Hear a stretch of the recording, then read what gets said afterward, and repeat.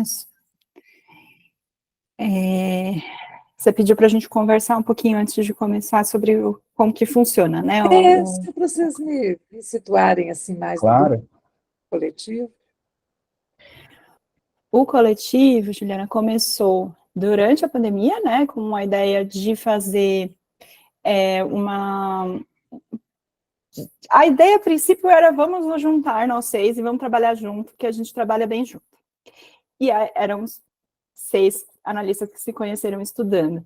Só que aí veio a pandemia, e aí tinha ali uma demanda da pandemia de que, né, acho que muitas pessoas estão sofrendo, vamos fazer alguma coisa de um atendimento também.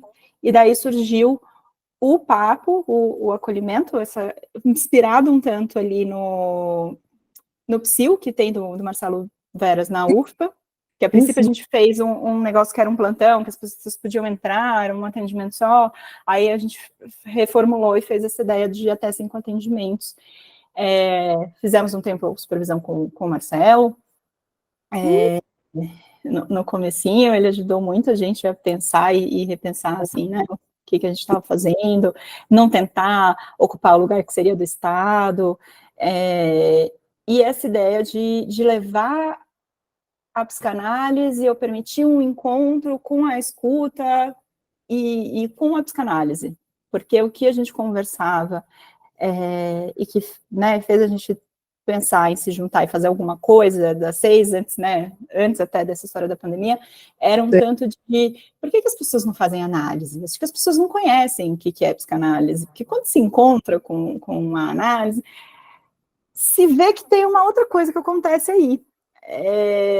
E aí vai-se nesse discurso das TCCs, que é o que está na moda, que é o que está em voga, é o que você vai no médico e ele manda você ir fazer uma terapia X e já escreve, e aí já exclui a possibilidade de... Aí a pessoa chega, mas não é aquela que o médico escreveu, então não vai lá, que o médico pediu para eu fazer essa aqui. E, enfim, nisso também já foi mudando, né, porque já estamos em 2024, então não temos... Vocês continuam atendendo as pessoas, fazendo esses atendimentos? Não. Desde o começo a gente foi junto com os atendimentos, tentando estudar juntos, nos encontros que a gente tem na segunda-feira, e aí conforme também a gente foi crescendo, e os desejos de cada um, e as coisas que foram surgindo também de demandas de fora, a gente, de uma reunião geral que juntava todo mundo na segunda-feira, agora a gente faz uma intercalação, né, intercala entre reuniões que junta todo mundo e reuniões em que a gente se divide em grupos de trabalho para estudar, para pensar a clínica. Aí a gente tem um grupo de trabalho que acontece num outro horário, que é o GT Adolescência, que aí veio numa demanda de uma escola e do pessoal que trabalha com a pesquisa do PrEP, 15 e 17, 15 e 18, desculpa. Não, é 15 e 19, né? Aí, já trocando tudo. Para pensar ali os atendimentos e também ter essa atuação dos atendimentos com adolescentes ou com quem está trabalhando com jovens. Aí a gente tem grupos de estudo, tem um que estuda comentadores de Lacan, tem outro que estuda Freud, que lê os casos clássicos de Freud, tem grupo de supervisão, então a gente vai tentando não ficar só na prática, estudar juntos, também pensar no que a gente está fazendo. E a parceria da Vara. Obrigada, Luiz. Esse é o ponto mais importante para te falar hoje. A parceria? A gente tem uma parceria começou com a Vara de Violência Doméstica da Vila Prudente. Uma pessoa que foi acolhida no papo, nos trâmites do processo, voltou a passar com os psicólogos da Vara, e eles perceberam que tinha uma mudança de posição no discurso dessa pessoa.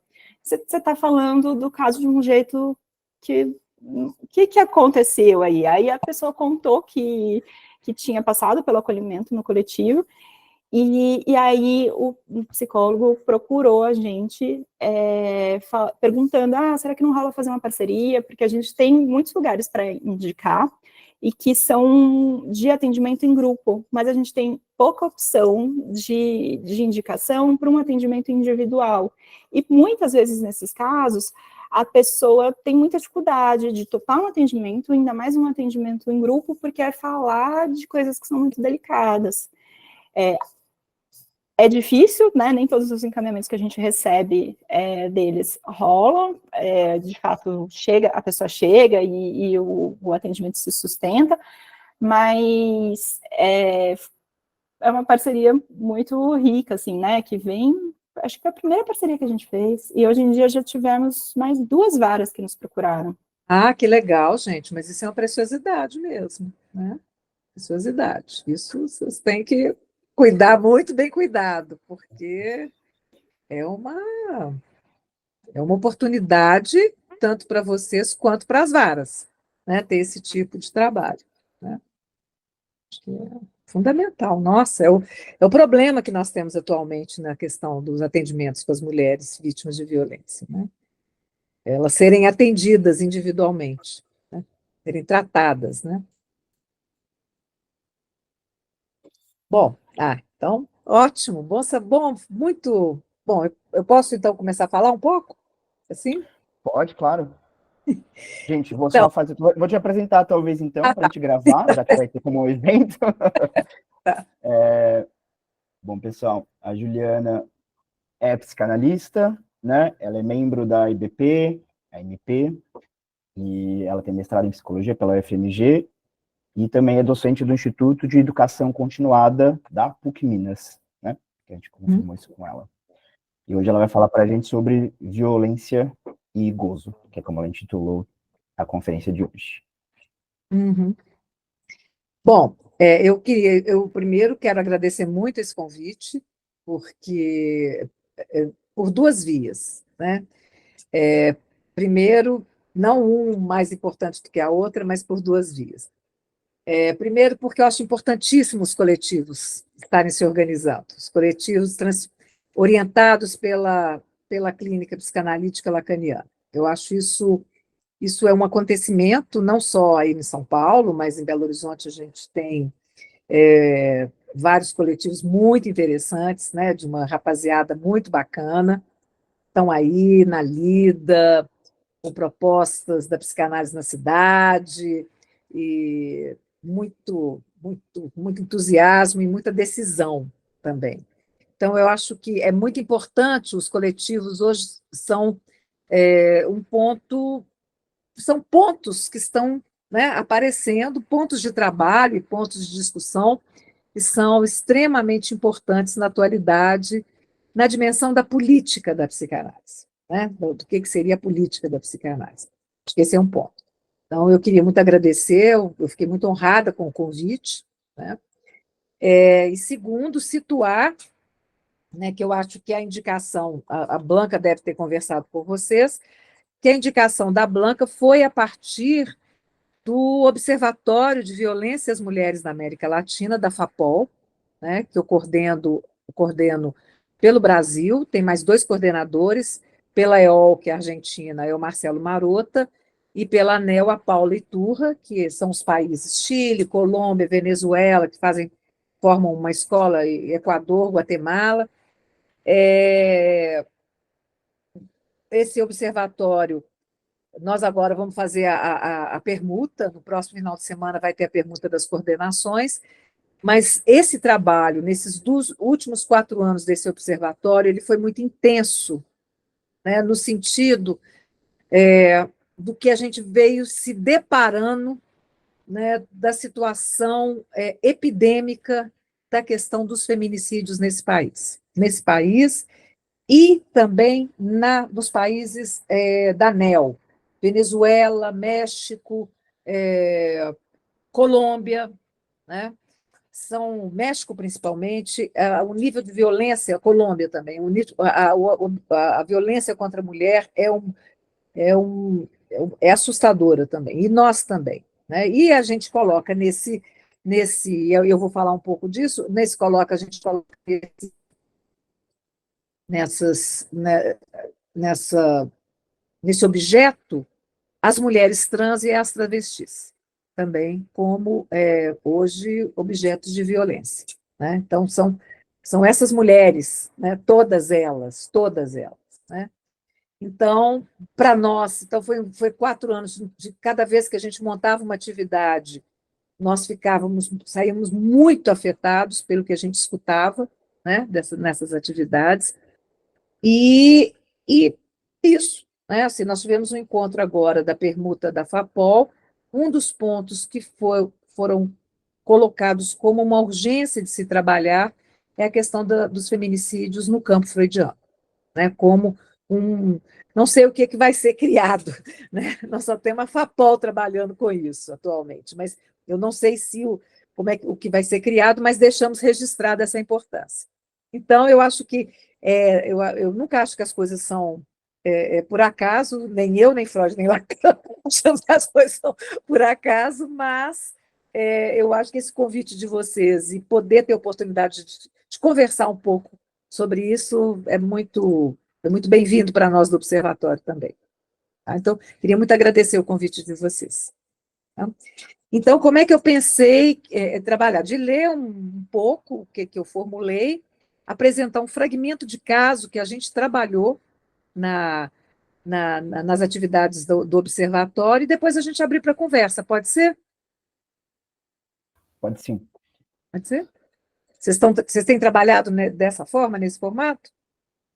Sim, geralmente é isso, né? A gente dá um tempo de exposição, mas se você também quiser ir intercalando, às vezes cada conferencista Pode faz da ser, sua forma e faz sim. uma pausa e tem alguma interlocução, como você preferir. Se vocês quiserem ir parando também, perguntando, acho que é ótimo também. Tá bom? Do jeito que.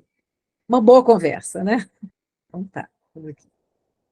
Bom, desde uma perspectiva sociológica, a demissão de um grupo, o rechaço de alguns outros, a separação formada de etnias ou de determinadas características identificatórias sempre estiveram presentes ao longo de toda a história da humanidade.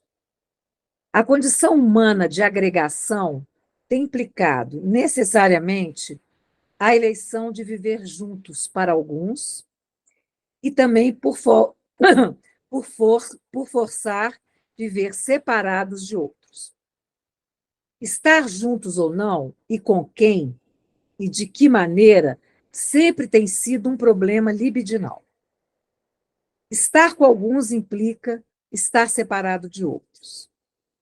E, por outra parte, o grupo de todos, sem exclusões, tem sido sempre uma abstração ideal e impossível, que só pode formular-se como um conjunto intangível, ideal e inalcançável. Os fenômenos de segregação se formulam, os fenômenos de segregação se formulam sempre como um laço do humano, quando da sua condição inerente e fundante do laço discursivo como tal.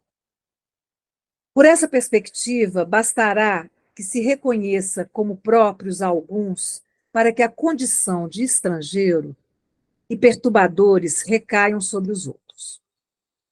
A relação primária com o mundo dos objetos se baseia em discriminar uns objetos dos outros. A ação de segregar supõe um movimento extra. Segregar consiste em separar uma coisa a priori com sua decisão de cancelamento ou extermínio. Esse ponto eu acho muito importante. A diferença entre separar e segregar.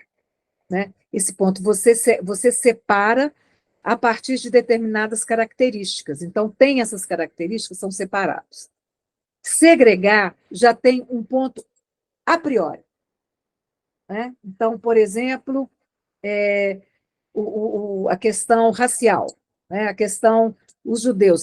Vamos pegar a questão do nazismo. Se é judeu, independente, já está num ponto da segregação.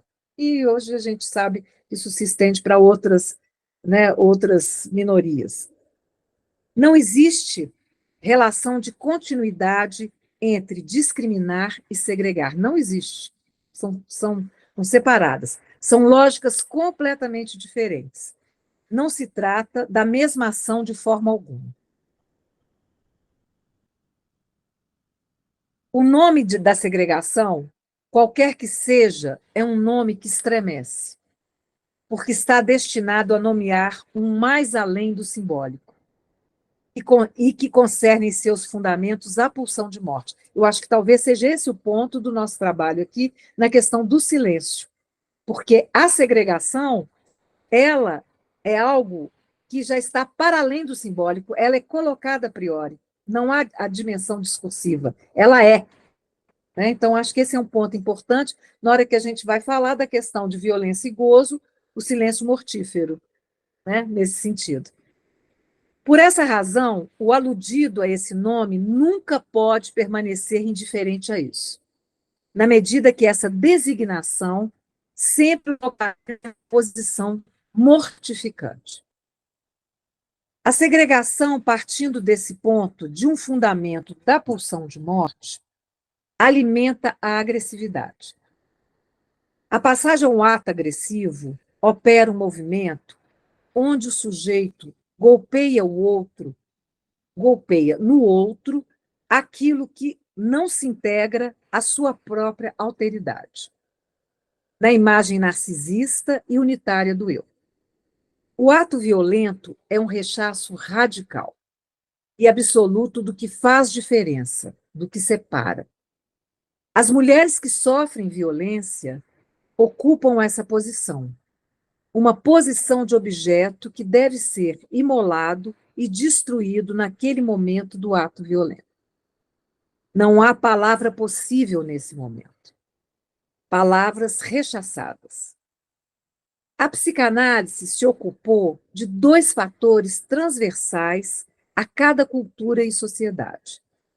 O primeiro fator é o da diferença sexual, o mais intimamente vinculado à experiência subjetiva da sexualidade, das diversas significações que tem para o ser humano. A diferença sexual obtém seu lugar em cada cultura sempre a partir da forma de uma assimetria constituinte e igualmente irredutível entre os sexos. Sem se desvencilhar do mito da simetria e do complementar entre os sexos, não existe modo de entender a frequência tão assimétrica e não recíproca do ato violento contra as mulheres. Então, eu acho que esse ponto é importante porque uma simetria já é dada, a questão da diferença sexual, há um irredutível nisso, e essa tentativa de colocar entre o agressor e quem sofre a agressão uma simetria. Então, esse impossível que acontece no ato violento, né? A partir da diferença sexual. O segundo fator, igualmente transversal a cada cultura e sociedade, é a agressividade como constitutiva da relação do sujeito com as imagens do seu eu, da sua personalidade, e com as imagens de seus semelhantes, a partir da que se constrói essa mesma personalidade. A verdade não é assim, tampouco um dado que podemos deduzir da biologia ou de um instinto natural no sujeito. Então, a psicanálise não mostra isso. A agressividade não é do instinto agressivo, ela é algo que opera, né? Ela é um efeito de um ponto do sujeito frente a uma imagem. Lacan funda a tese sobre a agressividade como um fenômeno que se manifesta em uma experiência que é subjetiva por sua constituição mesma. O que se quer dizer, só é possível pensar como produto em cada sujeito de um sistema simbólico de relações. Então, isso é uma marca para cada um. Cada um vai saber com a sua agressividade de uma forma.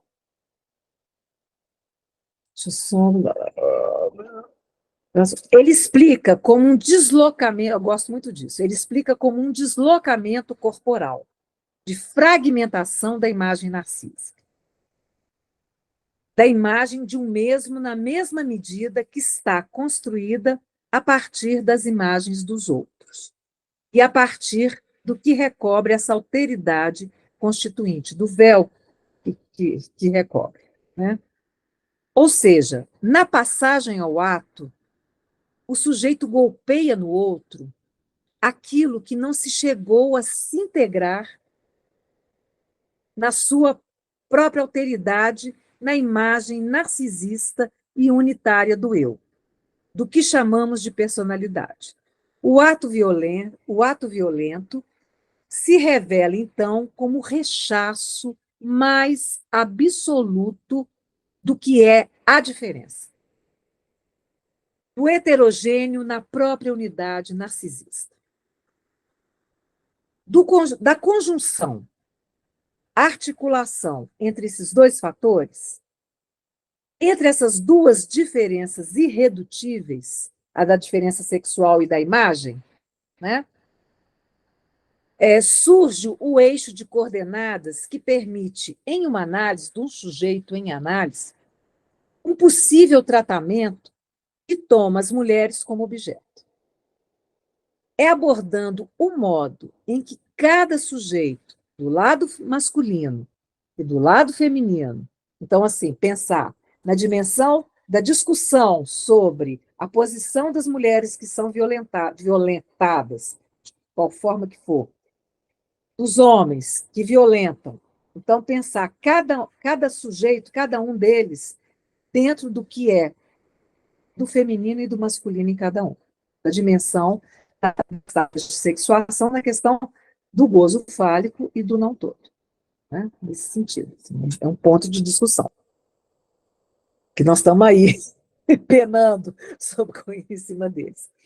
Abordando, então, do lado masculino e do lado feminino, como se situa frente a essa conjunção de diferenças. A diferença sexual e a agressividade constitutiva do eu, que é possível surgir em um tratamento. Considerando a posição masculina, a passagem ao ato masculino sobre uma mulher se revela como uma forma de buscar e golpear no outro o que o sujeito não pode simbolizar, o que não pode articular com palavras sobre si mesmo. Uma análise permite mostrar, em cada caso, a significação inconsciente, o motivo que, ao golpear o outro, está a golpear a si.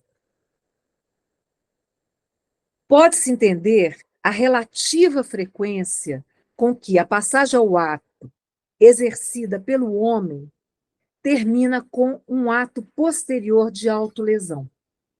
É muito comum isso, a clínica. E não poderia explicar através de nenhum recurso a uma suposta culpa assumida.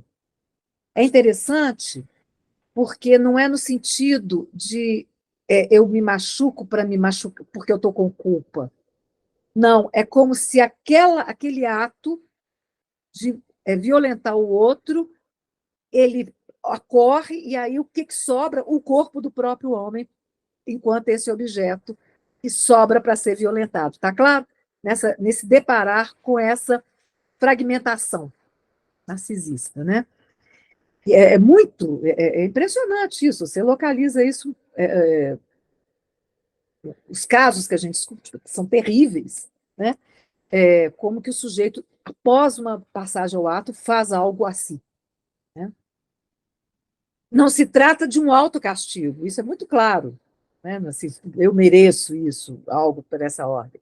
Mas sim com a consequência última de um ato que toma o outro como lugar mediador de golpear a si mesmo. Acho que esse ponto é um ponto importante, no sentido da gente pensar a clínica, que é como se a mulher tivesse nesse lugar, né, como um mediador, que é como se fosse um anteparo, golpeia nela para não se golpear.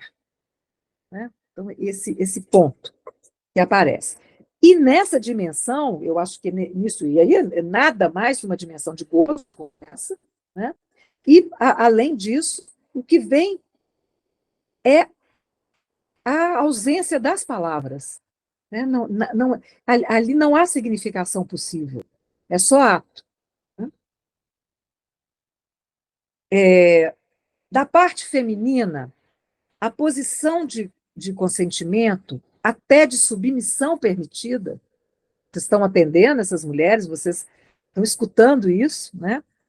Que se encontra como limite de uma ação, mostra a dificuldade que existe para separar desse sujeito uma posição cúmplice, desse circuito de gozo, né? Com a posição de seu parceiro. Né?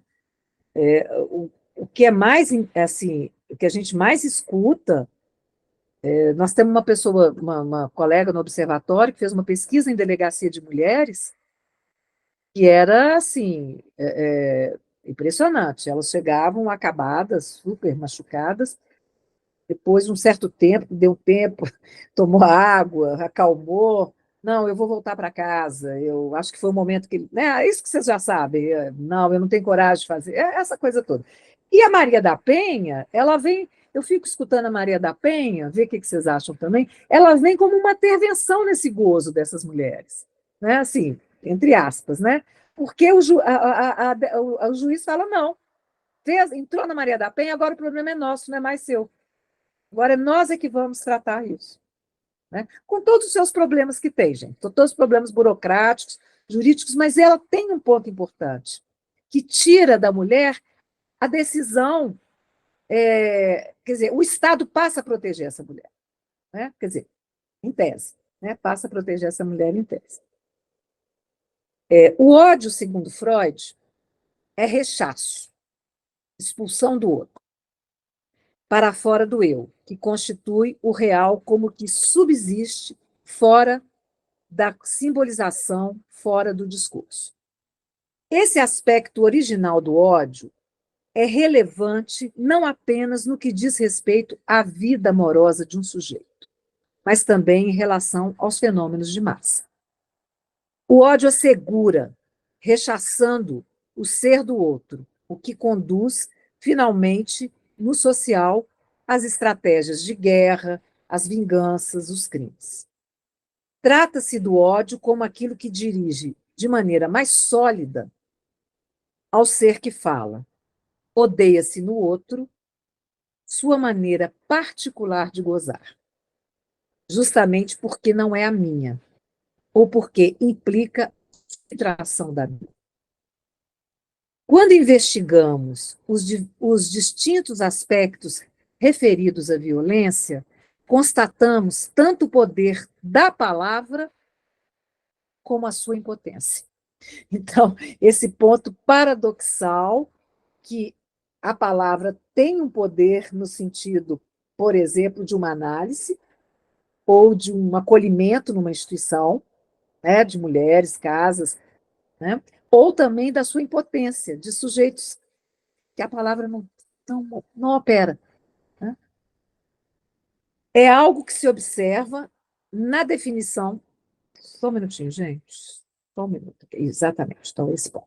É algo que se observa na definição canônica de Lacan, quando se trata esse fenômeno que pode se produzir na relação interhumana.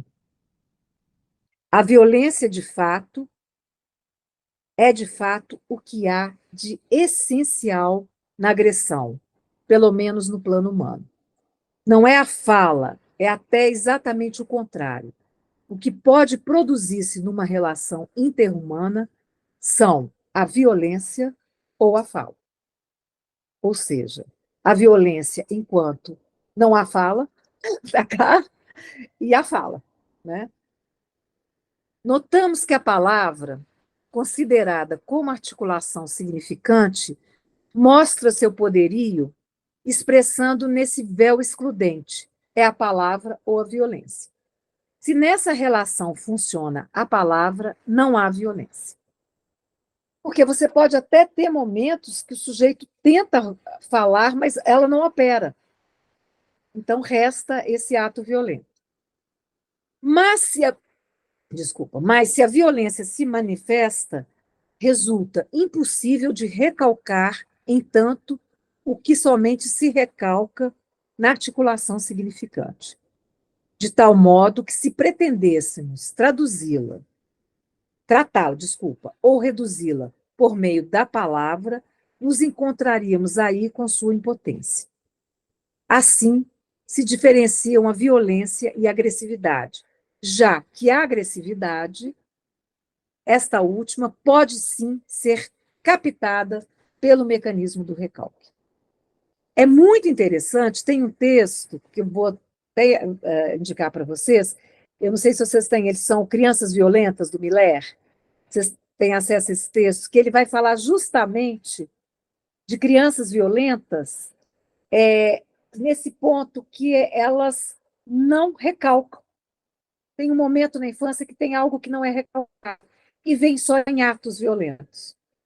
Esse texto é um texto primoroso, que eu acho que vocês estão trabalhando a questão numa vara, né, de violência, que trata violência, qual que seja, eu acho que é um texto importante, né, que ele vai falar dessa dimensão do recalque.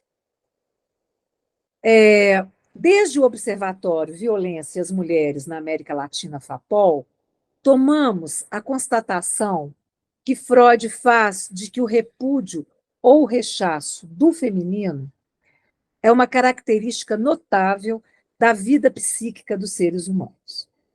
Portanto, está presente tanto nos homens quanto nas mulheres. Assim, estivemos lendo e investigando alguns fenômenos de violência que têm atravessado e se repetem em nossos países. Os feminicídios, as mulheres e o conflito armado. Então, esse é um ponto importantíssimo. A Colômbia, as Farc, você tem um grande número de mulheres recrutadas, mulheres da zona rural, recrutadas pelas Farc para virarem guerrilheiras. Elas não têm opção. Elas são recrutadas a uma guerra. São recrutadas como... E nós tivemos, eu não sei quem foi, na última Enapol, aqui, quem teve a oportunidade de assistir uma apresentação de caso do Mário Elkin, que ele, infelizmente, ele faleceu agora no primeiro semestre, mas ele apresentou um caso maravilhoso de uma pessoa, uma mulher que o procurou para fazer análise, né, para falar dessa questão. Ela queria fazer análise, né, assim, e teve que dar um nome falso para poder fazer análise, porque ele corria risco dele ser analista de uma guerrilheira, ex-guerrilheira das Farc, e ela vai para análise para deixar de ser guerrilheira. Né? Mas é um caso maravilhoso. Eu tenho ele, e se você quiser, eu mando para vocês esse caso, que eu acho que é muito maravilhoso do mundo, e a discussão foi maravilhosa.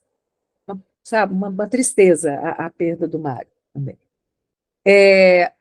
Então, o suicídio de meninas e adolescentes grávidas precocemente, isso muito no México, isso é uma decorrência que acontece nas nossas colegas do México, isso foi relatado. Os discursos e intervenções sobre a violência no casal, os desaparecidos. A investigação teve uma torção. Então, no nosso trabalho no observatório, nós fizemos uma torção. Do foco nas vítimas, então essa foi a torção que nós fizemos, do foco nas vítimas, a pesquisar algumas invenções civis que são formas de fazer com o real em jogo. Então, nós trabalhamos um pouco com essa dimensão, não só das mulheres vitimadas, está claro, gente? Assim, de tirar um pouco... Desculpa, gente. Então, o que é dessa questão das mulheres vitimadas, né? Das mulheres enquanto vítimas. Então, nós fizemos uma torção de trabalho nesse sentido, que era a dimensão de tirar esse discurso sobre as vítimas e começar a trabalhar as soluções e essa questão da posição, né, do gozo. Né? Desde a psicanálise, por quê? Desde a psicanálise, como a psicanálise se constitui como uma subversão, ao poder situar nesses fenômenos o impossível de negativizar o feminino no social, sem equiparar o feminino com o gênero, nem a mulher com o objeto de violência que a redobraria como vítima. Essas formas de arranjo possível, não ideais, são construções espontâneas que dão voz àqueles que não a têm. Então, nessa dimensão do silêncio, né, que a gente começou a trabalhar também, né? Ou seja, formas da voz aparecer, né? Seja na questão dos coletivos, dos trabalhos, sei lá, das ONGs que trabalham, dos movimentos feministas, do levante feminista que a gente tem nesse país, bom, da voz, né? E também na questão do atendimento. Tem sido essa forma de seguir no social estes arranjos em que a liberdade da palavra se torna ato.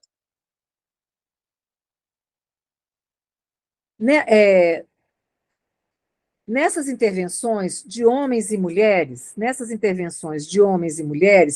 assistimos à maneira como se fazem escutar um lugar de queixas das vítimas, a posição derivada de suas transformações em sujeitos políticos.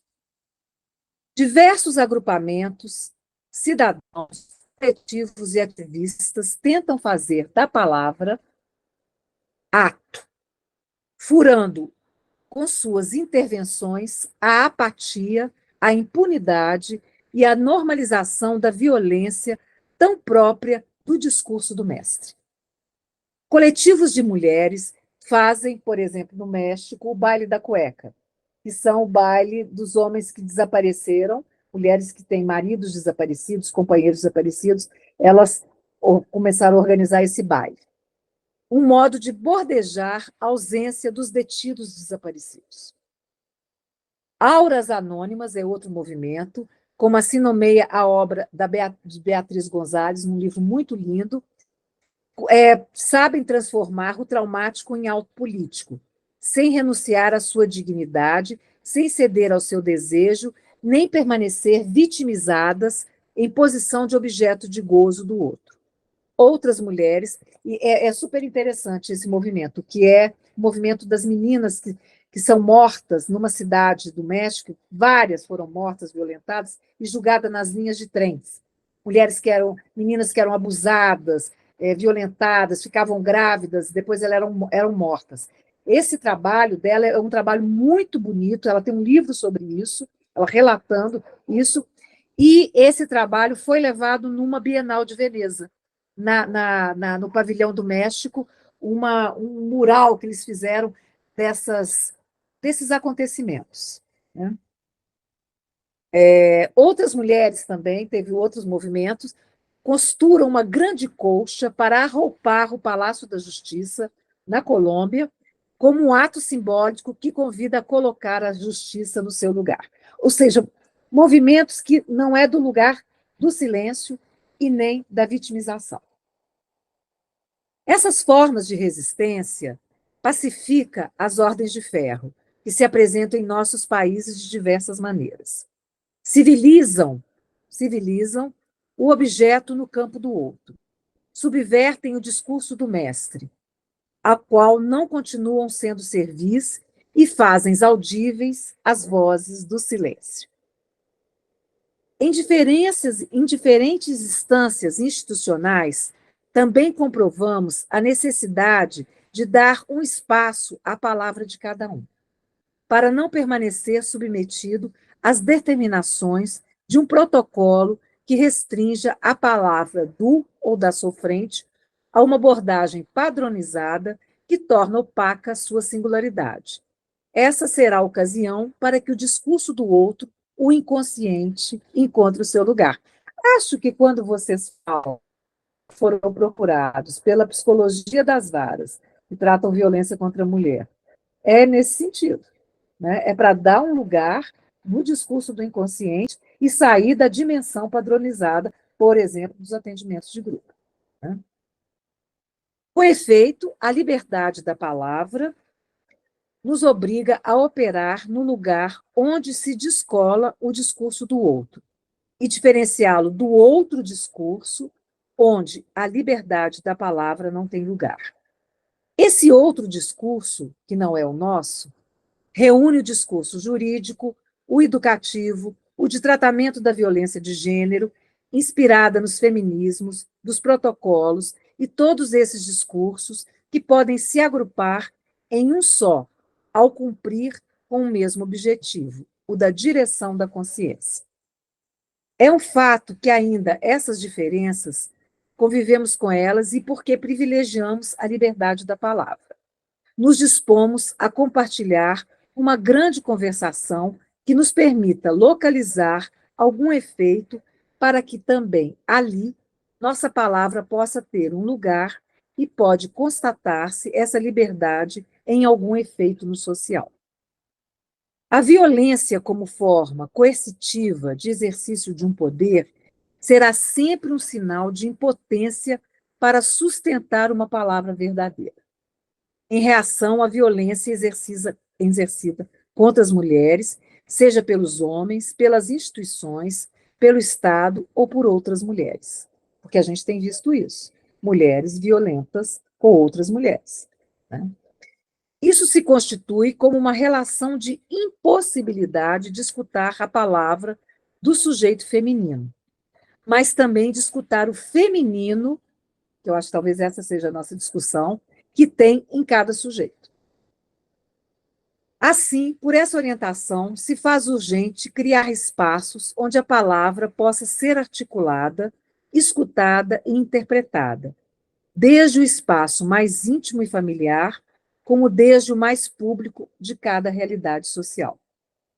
O que se mata quando se mata uma mulher se desdobrou para além dos nossos encontros, porque esse foi um do tema dos nossos encontros, o que se mata quando se mata uma mulher. O que se mata quando se mata uma mulher, uma travesti ou uma mulher trans, pois essa realidade nos afeta cotidianamente. O que se torna insuportável para o agressor, algo desse sujeito em seu corpo de mulher, dispara o imperativo da pulsão de morte. Em um ato agressivo ou assassino, o que é que acontece? Dispara no outro.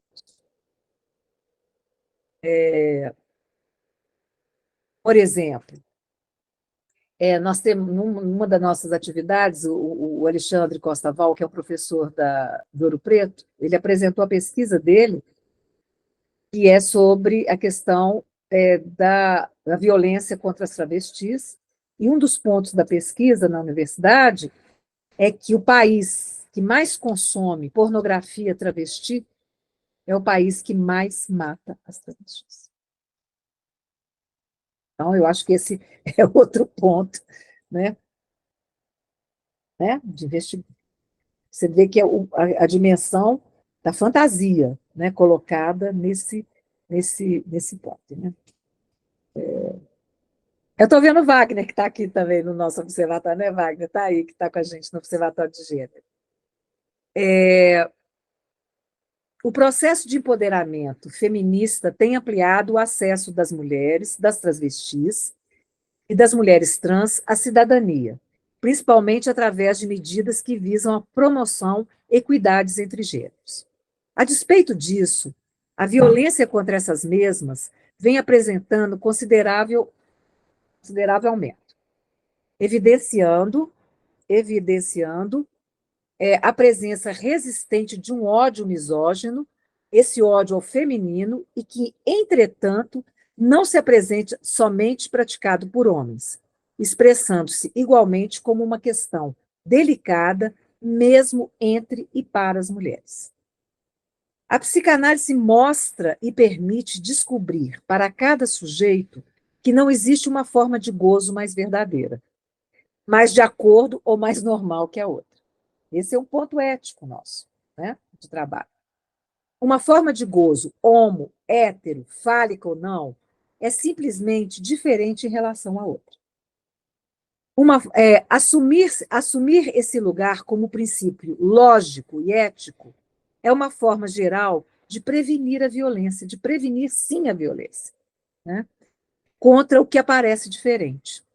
Só o respeito mais radical pela diferença, especialmente no registro da diferença sexual em cada cultura, pode ter o valor e efeito de uma igualdade no registro da realidade social e dos direitos que definem o sujeito social. Por essa perspectiva, a reivindicação de igualdade no registro dos direitos sociais deve agregar a reivindicação no tratamento das diferenças sexuais. O ato de violência qualificado de machista se revela finalmente como um ato que pretende borrar, abolir a diferença que o feminino encarna e que reintroduz em cada vínculo da realidade social e que se introduz em cada vínculo da realidade social. Então, a gente tem algumas questões que a gente pode colocar aqui como discussão, que é o que se mata quando se mata uma mulher, é isso? Quais articulações que nós podemos fazer entre gozo feminino e violência? Quais são os fenômenos que se observam quando a violência surge do lado feminino? O que é isso? Né, que tem sido uma novidade para a clínica, mulheres violentas também. Né? E que modo e arranjo, que invenções nós podemos fazer para lidar, fora das instituições, para lidar com a violência. Então, seria esse os pontos que eu trouxe para vocês, para a gente poder discutir. Tem um fragmento aqui de caso, mas se vocês quiserem, a gente pode primeiro ter uma conversa e depois eu posso passar o fragmento do caso.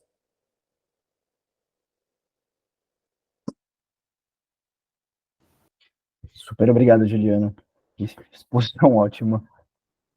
Então, gente, quem quiser fazer comentários, não só perguntas, falar do que interessou, fazer perguntas também. Regina. Juliana, muito obrigada. Achei, Bárbara, assim, muita coisa se trouxe, né, importante, assim, e também, ao mesmo tempo, assustadora, né?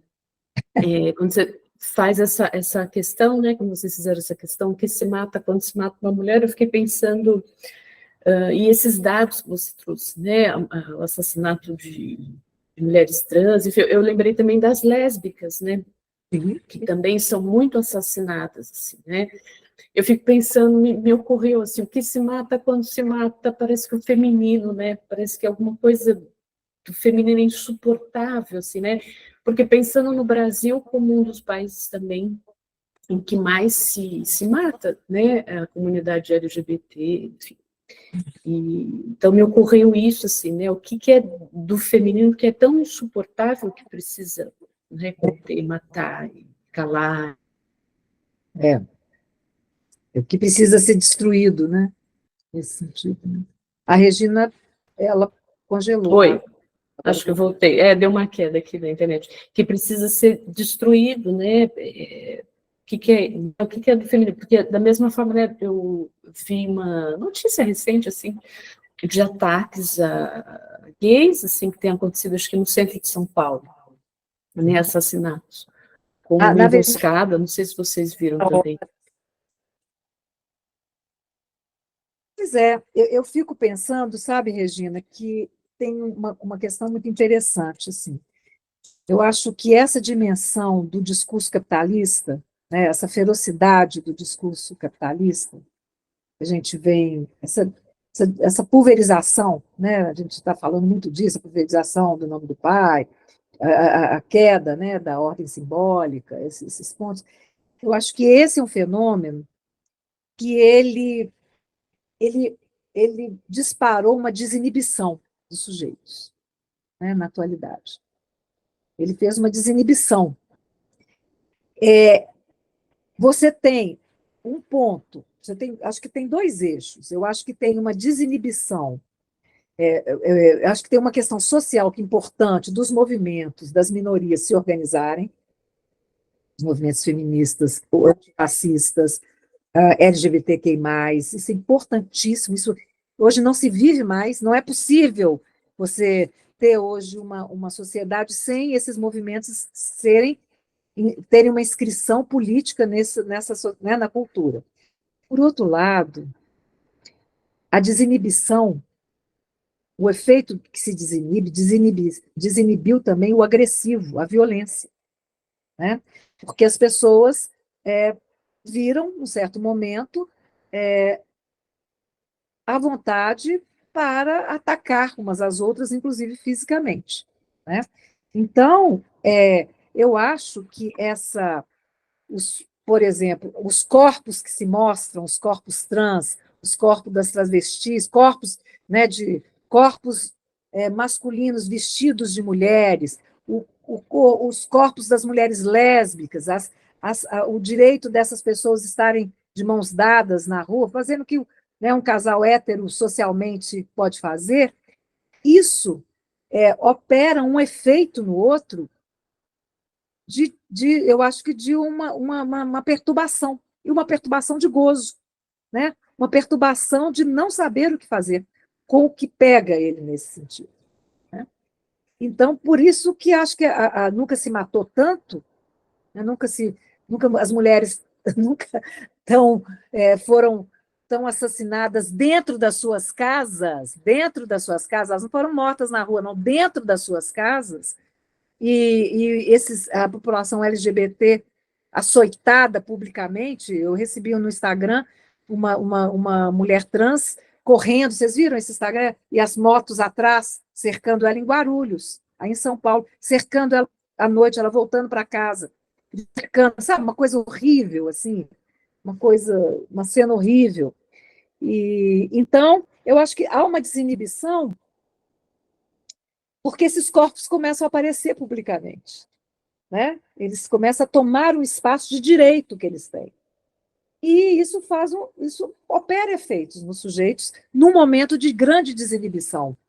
Então, da mesma forma que eles podem fazer isso, eu posso ser violento, não é isso? Assim, né? A gente escutou relatos dessa pesquisa da Marcela, que é do Observatório, que os caras que batiam nas mulheres dentro de casa diziam, bati sim. Vou ser preso? Não tem problema não, tem advogado. Assim, desinibidos, cínicos, né? Porque há também um fazer caber nessa atual organização social que esses sujeitos podem falar dessa forma. Então, o que se mata quando se mata uma mulher, eu acho que é uma desbossolização, é uma desorientação do que fazer com esse gozo que eu reconheço que está em mim, mas eu não sei tratá-lo de outra forma. Falando agora nesse recorte da análise, né, do trabalho analítico.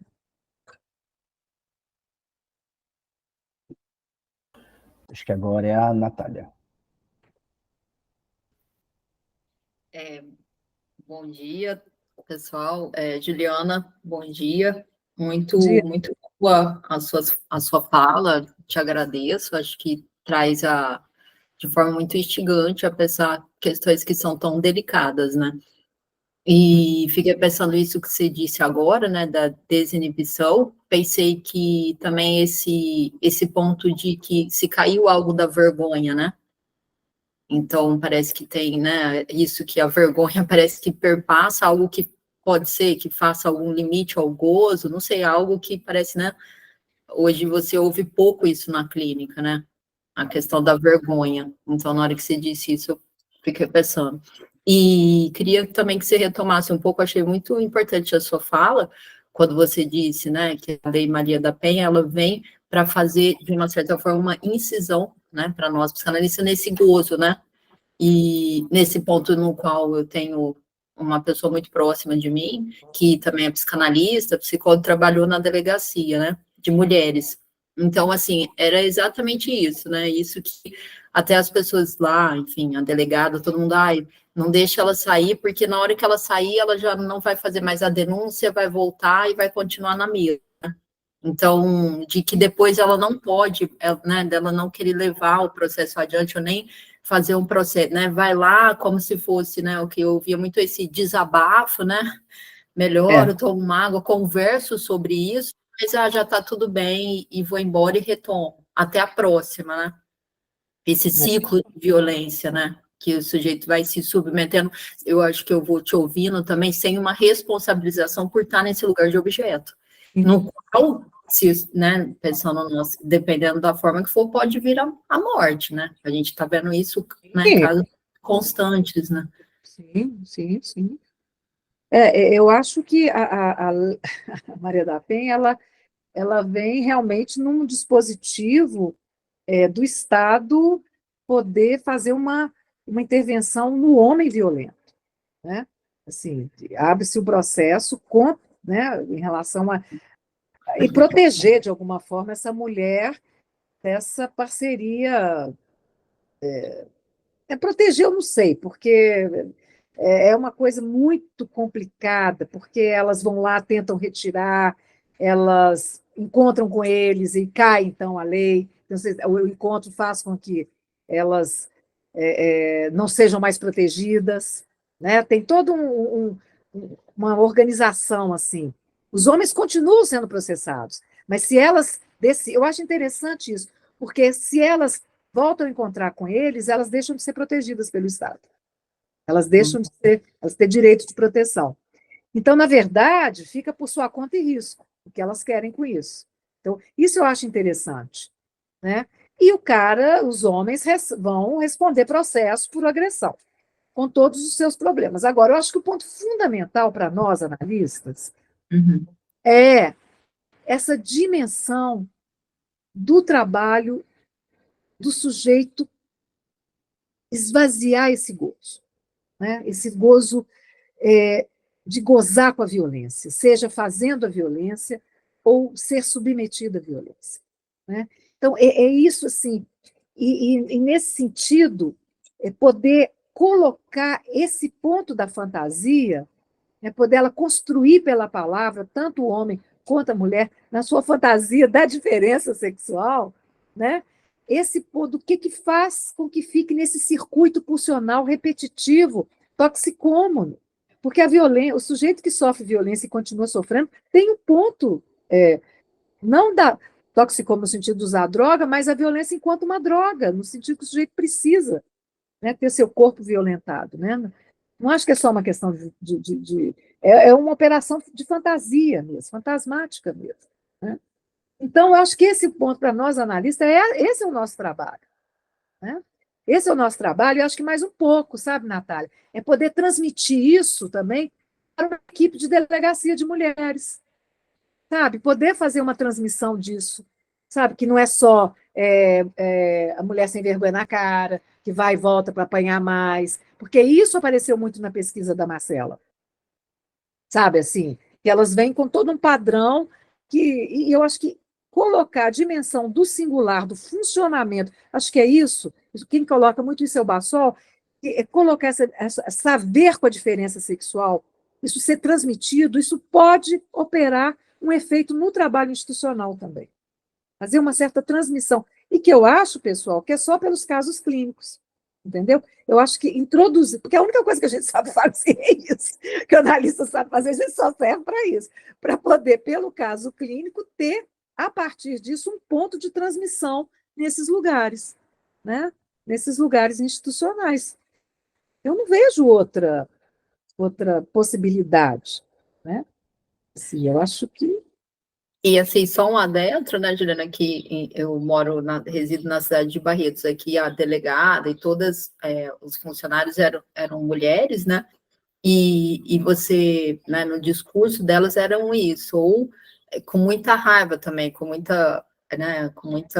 né, esse horror aí também da vítima, né, vítima, entre aspas, nesse sentido de parceria, né, isso que é importante que você está colocando, né, parceria, né, de gozo, né, tanto do agressor quanto da vítima, né, então, por hora, né, tomar também a vítima como uma coitada e ficar só nessa via, né, também não é por aí, mas também quando a gente fala, né, é delicado dizer responsabilização, não pelo ato, porque não é disso, isso é do agressor, mas, assim, uma responsabilização por esse par, por isso que funciona desse jeito, né. Isso, né, que é a mesma lógica para o tratamento com os toxicômonos, com a mesma lógica do tratamento nosso de análise, gente. Tem, né, como diz o Freud, somos todos toxicômonos. Nós sabemos o que é a toxicomania, a gente sabe o que é o gozo, a gente sabe o que é a repetição, né? Então, a gente localiza isso. A gente reconhece. O que se mata quando se mata uma mulher, nós localizamos isso. Localiza, porque há uma experiência de gozo que é localizada, está claro. Uma experiência de corpo. Né? Isso está marcado traumaticamente. Né? Então, agora eu acho que nós temos uma posição. Acho que se tem um ponto que é uma ação lacaniana, política da psicanálise, é estar nesses lugares para tentar transmitir minimamente esse ponto de uma repetição que não é da ordem da vergonhice, nem da moral, e dos bons costumes, e etc. e tal, né? Mas de algo que o sujeito funcione e nós temos que dar tempo para esse sujeito tratar isso. Essas pessoas precisam de tempo, que é o que a psicanálise oferta, né? Tempo para que haja um intervalo para que se fale disso que está grudado no corpo, que é o gozo mortífero, né? Silencioso. Né? Eu acho que o ato agressivo e é exatamente isso, o silêncio mortífero é aí. Né? Esse é o silêncio mortífero. Mas eu acho que nós temos uma obrigação, sabe? Eu acho que a comunidade analítica tem uma obrigação, né? Assim, de estar nesses lugares, né? Assim, porque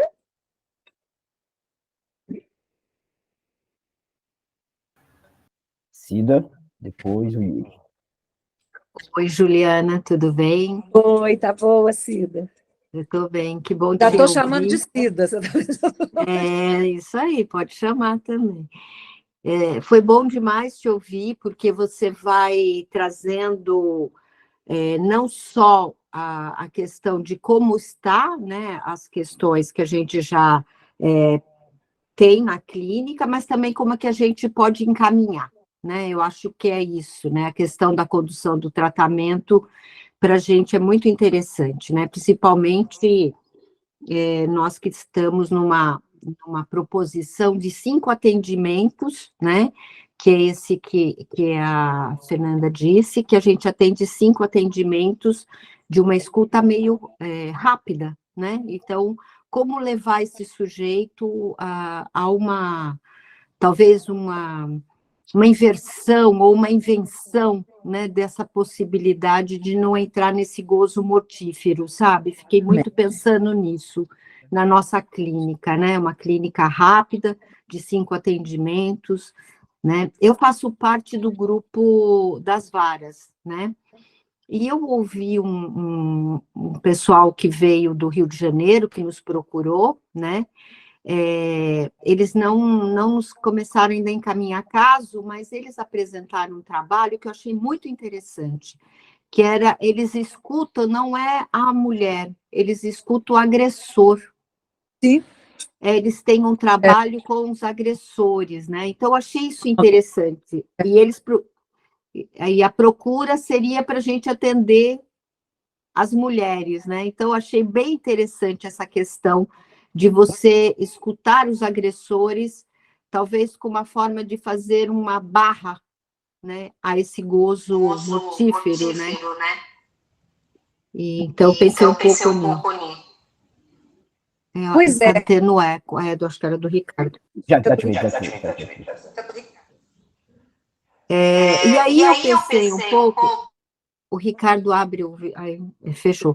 Eu pensei um pouco na questão que você traz dessa baixa da vergonha, né? Fiquei pensando um pouco nisso, né? E pensei um pouco na questão da culpa, que também parece que com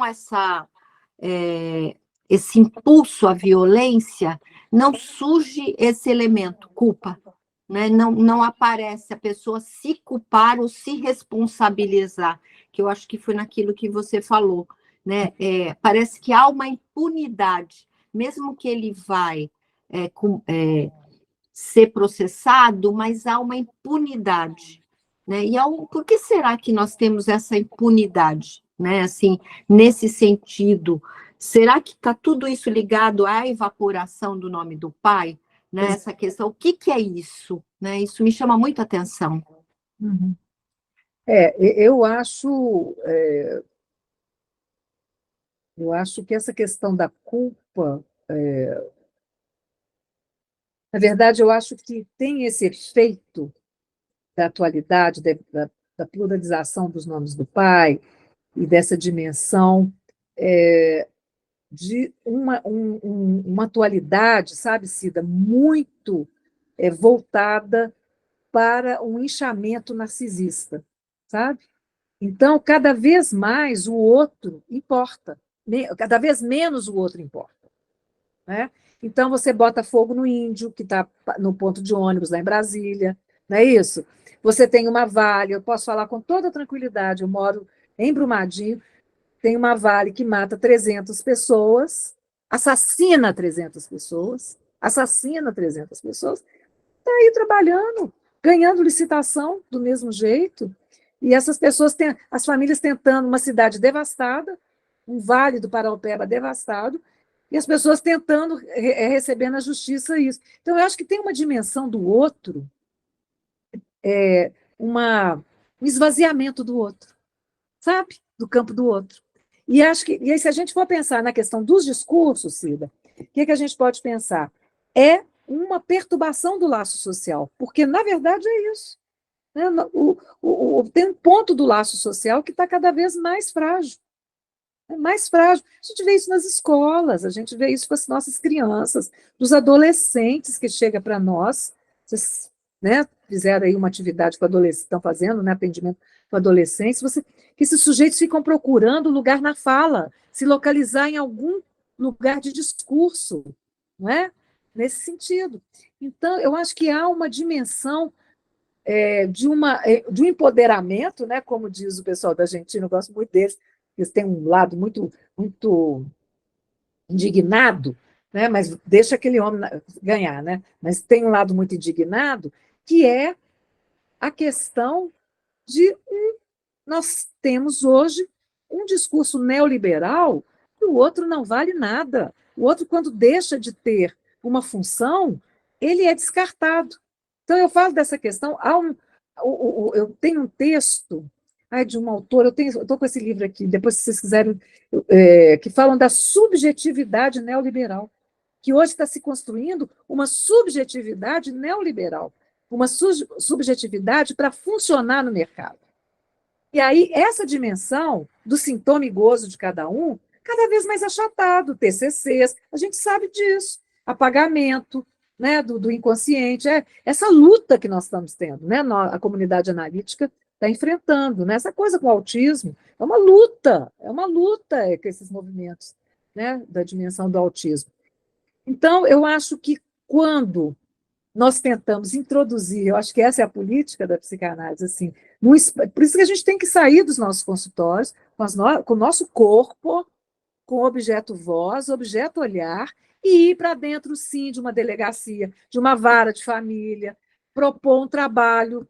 Eu não estou falando assim, né? Estou falando assim, bom, se a vara da família procurou vocês, vara da família, desculpa, a vara da violência procurou vocês, isso cria-se um lugar para poder transmitir algo do inconsciente. Né?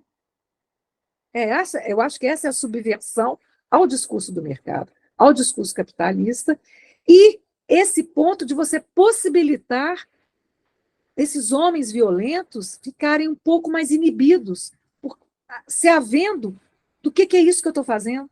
Uma pergunta, o que é isso? Né? E é muito linda essa construção, né? Eu peguei isso do Bassol, essa construção que a mulher que é violentada, ela é uma mediadora para ele não se violentar. Violenta ela primeiro, para ele não se violentar. Então, isso é a psicanálise pura, né? No sentido do que se mata quando se mata uma mulher.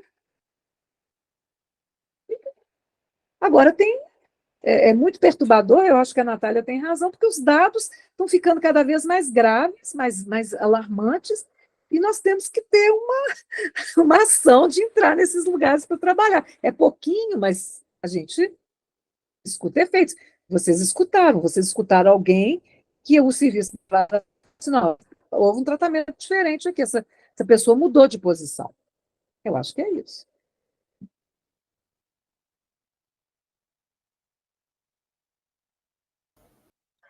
Eu vou passar para o Yuri, mas é interessante estar falando da Juliana, da posição ética e política, né, da psicanálise, também no social, né, e essa escuta do traumático, ela é um pouco recente, na verdade, né. No Brasil, por exemplo, teve um envolvimento grande dos psicanalistas na comissão de verdade, né, nas clínicas de testemunho, né, que pela primeira vez em décadas as pessoas, presos políticos, conseguiram um espaço de fala e de escuta, né, por exemplo, esse Brumadinho, né, e dessas pessoas ainda hoje tentando alguma expressão e fazer frente, né? E são os movimentos sociais. Agora, escutar também esses sujeitos que é isso, né? Assim, que pôde enterrar a perna do pai, que não tinha um corpo para ser enterrado. Quer dizer, gente, atualidade é para profissional, né, gente? Não está para brincadeira que a gente está enfrentando, né? Então, você Então, já assistiu aquele filme do Patrício Guzmán, né? Que é que as mães no Chile rastreiam o exército do Atacama, elas vão não, eu não li. diariamente Não, rastreando o exército do Atacama em busca de algum fragmento de osso, e elas fazem isso há 30, 40 anos, né? me dá o título desse filme. Me dá o título desse Esqueci filme. agora, mas depois eu vou pegar aqui. Mas por exemplo, essas mulheres que vão na Colômbia enrolar o Palácio da Justiça, achei isso ótimo. Elas vão botando panos em cima, né, para colocar a justiça, para assim, olha, nós estamos aqui, né, sacudindo, segurando vocês para ver o que vocês estão fazendo. Então, assim, são atos muito importantes, formas de lidar com isso como movimentos que vão dando dignidade, não deixar como resto, né, o que foi violentado. Acho isso importantíssimo. Por outro lado, eu acho que é importantíssimo também essa dimensão da questão do nós analistas, né? Para mim, isso me aflige muito. Né? O Wagner, que faz parte do nosso Observatório de Gênero, ele testemunha as nossas discussões muito aflitas, muito angustiadas, dos relatos dos casos que chegam para nós. Né? Nesse sentido. E vocês também, eu não preciso falar disso, que vocês estão aí atendendo essas mulheres. Né? Peguei aqui, ó, chama Nostalgia da Luz. Nostalgia da Luz, deixa eu anotar aqui. Que é um paralelo, né? Eles vão nos telescópios do deserto que olham para as galáxias, que olham, na verdade, sempre o passado. E essas mães que não conseguem vivenciar alguma coisa fora do passado, né? Tentando ainda algum resto, né, no deserto. É um documentário, enfim, sensacional. Nossa, vou pegar isso. Não, maravilhoso. Maravilhoso. Yuri. A fala da Juliana e da Natália, se eu não me engano, sobre essa fixação da posição de vítima, me fez lembrar de uma mulher que eu ouvi, chegava muito fixada nessa posição, e quando eu não dou consistência para isso, parece que esse gozo se revira do avesso. E ela fala a seguinte coisa: quando ele vem para cima eu fico macho, aí ele afina. Ótimo. Mas tem um deslocamento de posição, né, Yuri, nessa fala aí, né? Exatamente. Eu acho que são essas delicadezas, né? essa sofisticação, né, de um processo analítico que faz o sujeito deslocar, né, e um esvaziamento desse ponto de gozo. É isso, eu acho que é isso. Muito bom esse seu exemplo também. Juliane, a gente pensou a sua conferência também em conversa com a primeira, que foi sobre masculinidades. Foi com quem? Foi com o Vinícius, com o Vi, aí, né? também de Minas, e com o Edgley, que é um colega nosso aqui também de São Paulo, né, os dois que acabaram de publicar livros, né, e eles falaram muito dessa tentativa de virilizar que passa pelo corpo, né, e que leva a uma resposta violenta, né, diante de novas possibilidades de fazer alguma coisa com esse corpo, né. Que acho que também leva até um pouco o evento do Encontro Brasileiro, né, desses corpos aprisionados, né, o Encontro Brasileiro, né? E eles falam muito da sustentar a radicalidade da psicanálise e a partir disso que se ouve, né, desses corpos. O Vinícius tem trabalhado por aí, a questão do masculino, né? Da virilização, né? Nós estamos querendo que ele vá lá no observatório para falar um pouco, porque a gente está se havendo, é interessante isso, que a gente está se havendo agora com os homens violentos, né? Assim, esse ponto. É verdade, gente, não é com um homem violento, a mulher que apanha. Nós estamos vendo essa parceria de gozo, não é isso? É isso que é o ponto fundamental. Agora, eu acho muito legal essa construção da mulher que é violentada como um moderador para o sujeito não se violentar. Eu acho isso um artefato que ele usa, né? Assim, frente a algo que o desorienta, né? Frente a um efeito na fantasia, no gozo, né? Onde que está essa referência no Bassols, Juliana? Essa referência está numa conferência dele que ele fez na ONU, sabe? Uma conferência que ele fez na ONU. Eu posso pegar para você.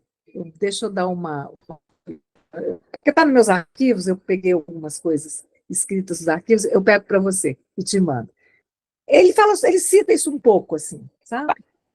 Eu fiquei imaginando o Bassol falando isso lá na ONU, se o povo entendeu direito isso. Se o povo conseguiu entender o que é a diferença sexual de cada um, no sentido masculino e feminino. Mas falou bem, falou bonito. Para nós, ele falou lindo.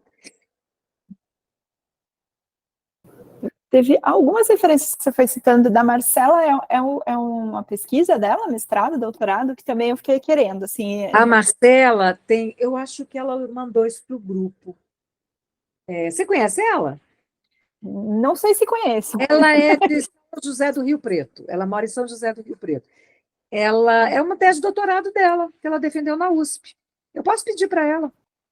Posso pedir. Está publicado. Eu acho que não publicou, não. Mas está disponível. Está disponível no banco de teses. Eu vou pedir a referência e mando para vocês. Né? Ela faz uma pesquisa nas delegacias. Então, assim, ela fala assim, que foi uma coisa impressionante, que tinha dia que ela sentava com o escrivão sentava, sabe, assim, escutava cada coisa horrível. Foi muito interessante o trabalho dela, muito legal, muito legal. Talvez entrando aí, já que estou fazendo perguntas, quando você falou que depois da violência o homem se depara com o próprio corpo dele, também foi um ponto que eu fiquei querendo ouvir mais, assim, como assim? Eu acho que se depara com o corpo que restou, que é o dele, né? Porque essa coisa como se o outro corpo algo caísse ali, o ato, né? Isso que é o ato, né? O ato, quando ele opera, algo cai, né? Não fica, né? Algo cai. Na destruição, um corpo morto, um corpo violentado, algo cai. E sobra um outro corpo, né? Que é desse homem. Né? Sobra assim, fica um outro corpo. Né? E aí que são dados de sujeitos que eu acho que isso pega um pouco com a pergunta da Cida, porque eu não sei se hoje isso acontece tão mais, mas que você vê na clínica, você escuta na clínica, homens que depois de uma agressão se agridem. Né? Porque não tem mais esse moderador que seria o corpo da mulher. Né? Então, ainda fica essa pulsão de morte a passar pelo objeto, que seria esse corpo do homem.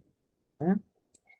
Mas eu não sei se isso tem hoje, você consegue ver dentro dessa discussão da desinibição dos sujeitos na atualidade, eu não sei se a gente ainda tem muito desses casos, mas a gente depara com isso. Né? Nós tivemos um caso muito triste aqui em Belo Horizonte, várias vezes, assim, de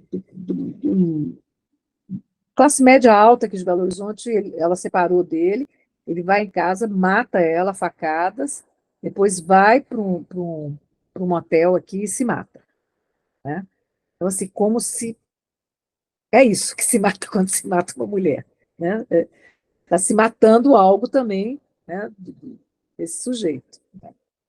E eu acho que é um pouco por aí, sabe, Fernanda? É Fernanda, né, que você chama? É isso, que eu estou com o nome do coletivo, né, moderando aqui. Me lembrou também essa pergunta, assim, me fez reverberar com um livro que Marcelo Veras lançou há pouco tempo, né, da morte de si mesmo, assim, o que se mata quando se mata a si, né, uma violência contra algo de si mesmo, assim, né, que aparece, que é quando você fala da imagem, né, da questão... De uma imagem uma imagem que tremula, né? Quando algo da imagem que sustenta o sujeito, né? Esse é o trabalho nosso, né? Quando algo da imagem cai, tremula, vem algo do sujeito, né? Vem uma angústia, vem uma reação, vem um ponto do real que essa imagem amparava, né? A imagem amparava. Então, isso é muito comum. As crises, né, vêm a partir de uma queda de algo, né, de uma sustentação imaginária do sujeito. E eu acho que é isso, né, que o Lacan vai falar, que é o sujeito constituído de duas coisas, da palavra e da violência. É isso que o Lacan vai falar. A palavra é o discurso, ou a violência, ou o ato. Eu acho muito. Esse texto dele é sobre agressividade, né? Que é a tese dele sobre agressividade, que é um dos primeiros trabalhos dele, que ele vai colocar isso. E entre esses dois, vai se criando a constituição do aparelho psíquico mesmo, que é o imaginário, né? Então, quando isso tremula, né, a pulsão de morte vem atropelando, né? Então, Juliana, você falando disso, né? Quando que o outro depara com o gozo do outro, tem algo do real ali que aparece e que o sujeito não consegue colocar em palavra, né? Ele coloca... Silêncio. Ele tenta silenciar o outro, né? Que parece que... Eu fiquei pensando um pouco da coisa do psicótico, né? Assim, o outro é gozador, então eu tento calar de qualquer jeito, né? Mas como não consegue... fazer isso de um outro jeito, porque não vai pela palavra e nem pela invenção de um outro jeito, Sim. ele vai para a violência, né? É muito marcante isso, né? Mas eu acho que na psicose tem o ponto do persecutório.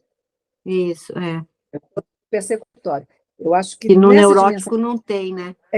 nessa dimensão que nós estamos discutindo da violência com o outro, eu acho que é o ponto do sujeito se dar conta que esse outro goza igual a ele.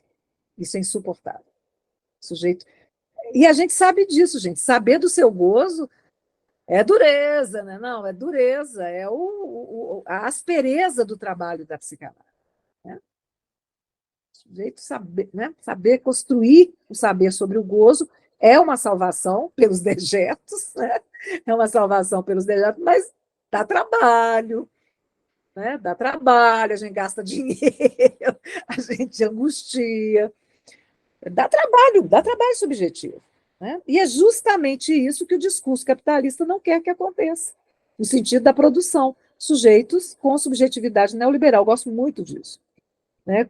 Gosto muito dessa formulação, assim. Que não é disso que se trata. Não queremos angústia na pós-modernidade, não queremos sujeitos angustiados, sujeitos divididos. Nós queremos sujeitos produzindo. E aí nós estamos... O que se cria hoje em dia é uma geração de deprimidos, né, gente? De sujeitos caídos, como diz o Birman, o velho e bom Birman, Joel Birman, do Rio de Janeiro. Criamos uma geração de sujeitos caídos. Caem. Que não conseguem responder à altura do que o discurso neoliberal exige. Aí vem essa palhaçada de coaching, não é isso? Essa coisa absurda, né? Essa coisa absurda, essa prática corporativa fake, né? Fake. Então, nós estamos, ou seja, vocês concordam comigo que a gente está numa linha de ter uma posição política não partidária, não é nada a ver com partido, não é nada disso, mas no sentido de ocupar um lugar nas instituições, e nas discussões da cidade, nos movimentos, nos nossos observatórios, né?